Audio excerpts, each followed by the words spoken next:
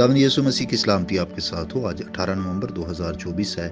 मत्ती रसूल की मार्फत लिखी गई इंजील मुक़द्दस के आज बाद तफसीरी मुताला को जारी रखते हुए आज हम 26वें बाब की 55 और 56 आयत पर गौर करेंगे। और उनमें यूँ लिखा है, उसी वक्त यीशु ने भीड़ से कहा, क्या तुम तलवारें और लाठियां लेकर मुझे डाकू की तरह पकड़ने निकले हो? मैं हर रोज साइकिल में बैठकर तालीम देता था और तुमने मुझे नहीं पकड़ा, मगर ये सब कुछ इसलिए हुआ कि नबियों के नविश्ते पूरे हों।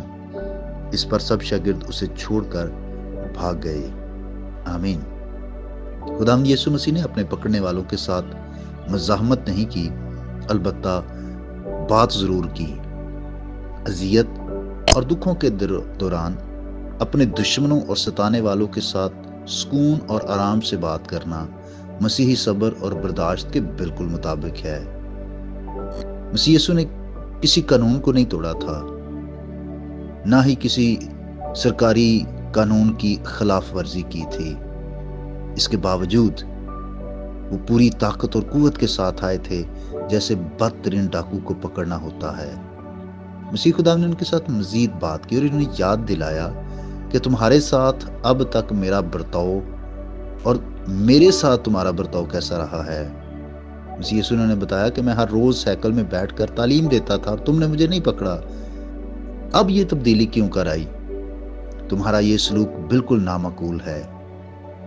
उसने कोई हरकत ऐसी नहीं की थी जिसे उसे डाकू समझते, क्योंकि वो हैकल में तालीम दिया करता था। उसके मुंह से निकलने वाली पुरफजल बातें ऐसी ना थीं जो किसी चोर या डाकू के मुंह से या ऐसे शख्स के मुंह से निकलती हों जिसमें बदरू हो। उसने कोई ऐसी हरकत ना की थी कि उसे भगौड़ा समझा जाए, जो इंसाफ से बचने के लिए फरार हुआ हो कि वो रात को उसे पकड़ने निकले थे। वो तो हर रोज हैकल में उन्हें मिल सकता था और वो जो चाहते उसके साथ कर सकते थे, क्योंकि सरदार काहन हैकल के निगरान थे। अब उसकी खिलवत यानी तन्हाई की जगह पर इस तरह छापा मारना ये बुज़दिली थी। इस सारी मुसीबत में नहायत शर्मनाक बात यह है कि सब शागिर्द उसे छोड़कर भाग गए।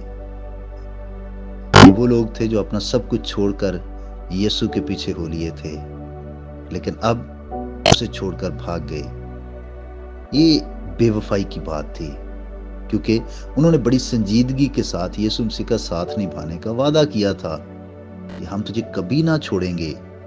लेकिन याद रखिए कि ये मसीह के दुखों का एक हिस्सा था कि उसके अपने भी उसे छोड़ गए और वो बिल्कुल अकेला रह गया। और ये इसलिए हुआ कि मैं और आप अकेले ना छोड़े जाएं। उसने ये दुख इसलिए बर्दाश्त किए ताकि हमें निजात बख्शे। जरूर है कि हम उसके सलीबी के फारे पर ईमान ले आएं। खुदा आपको बरकत दे। आइए हम दुआ मांगे।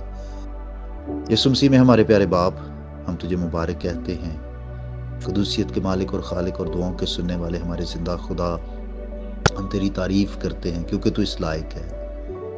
जिंदगी और जिंदगी की सारी बरकत और नेमतें जो तूने हमें अता की हैं, उनके लिए हम तेरी शुक्रगुजारी करते हैं। तू जो दूर व नज़दीक का खुदा है, अब आप तू जो वक्तों और फासलों की कैद से आज़ाद है और सब कुछ पर इख्तियार रखता है, हम तेरी हुजूरी में झुककर तुझे मुबारक कहते, आज की सुबह के लिए तेरा शुक्र अदा करते, ज़िंदगी और ज़िंदगी की सांसों के लिए तेरा शुक्र अदा करते। और मेरी दुआ है तमाम इस पैगाम को सुनने वाले सब भाइयों बहनों को, बुजुर्गों और बच्चों को कसरत की बरकत देना और तेरी सलामती इनकी ज़िंदगी पर कायम रहे और इनकी हर एक जायज़ ज़रूरत ख्वाहिश पूरी हो और तेरी शुक्रगुजारी हो। जिन भाई और बहनों ने दुआ करने के लिए कह रखा है, तमाम दुआया दरख्वास्तों को ऐ खुदा इज्तमाई तौर पर तेरी हजूरी में रखता और सबके लिए बरकत मांगता हूँ, यीशु मसीह के नाम से, आमीन। मेरा नाम पास्टर बिशारत है और ये पैगाम आपको इवेंजेलिकल चर्च अड्डा की तरफ से भेजा गया। तक हमारा चैनल सब्सक्राइब नहीं किया तो अभी सब्सक्राइब करें और बेल आइकॉन को क्लिक करके हमारी लेटेस्ट वीडियोस के बारे में अपडेट जानें।